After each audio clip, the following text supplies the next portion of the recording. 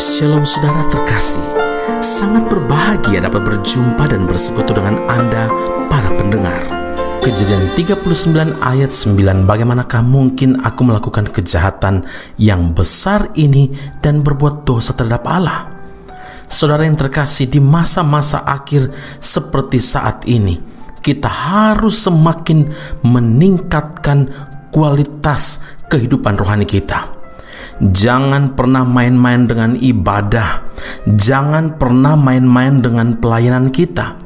Kita harus membuat keputusan yang tegas, memilih untuk taat atau tidak taat, hidup benar atau tidak benar. Kaki kita tidak dapat berdiri di antara keduanya atau jalan tengah.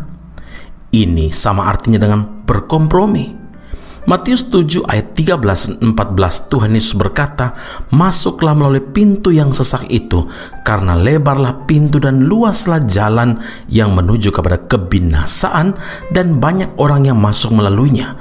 Karena sesaklah pintu dan sempitlah jalan yang menuju kepada kehidupan, dan sedikit orang yang mendapatinya."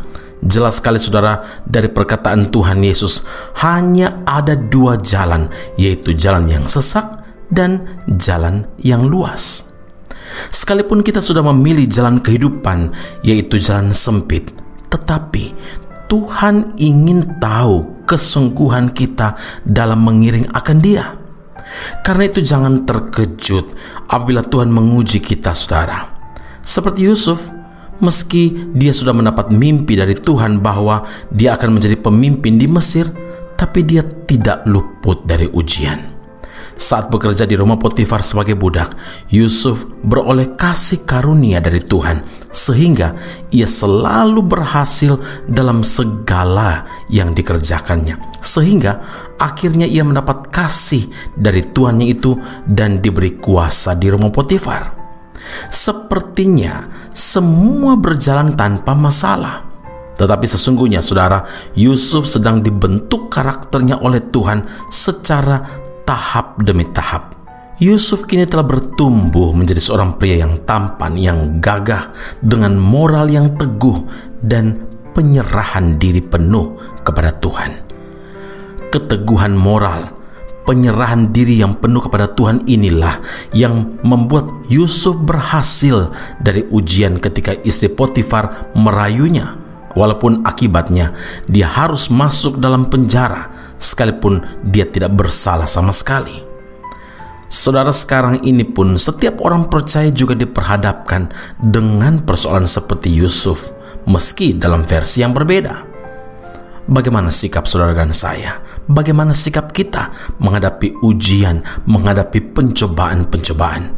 Memilih untuk berbuat dosa atau taat kepada firman Tuhan, takut akan Tuhan, sekalipun ada resiko yang harus kita terima. Tapi ingat, tetaplah taat apapun situasinya.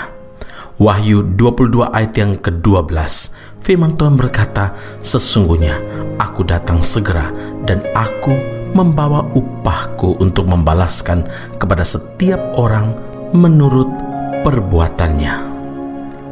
Amin. Mari kita berdoa. Bapa di surga, terima kasih Tuhan Yesus untuk firman Allah yang mengajar kami supaya tetap taat. Karena ketika kami memilih untuk taat, kami sedang berjalan menuju kepada kehidupan yang Engkau inginkan. Terima kasih Allah yang hidup. Biar kami belajar untuk hidup di dalam Tuhan. Kami belajar untuk memiliki moral yang teguh dan penyerahan diri yang penuh kepada Tuhan. Karena tantangan, pencobaan selalu ada. Tetapi ketika kami menyerahkan diri penuh kepada Tuhan, maka Tuhan yang akan membantu kami supaya iman kami tetap teguh di dalam Tuhan.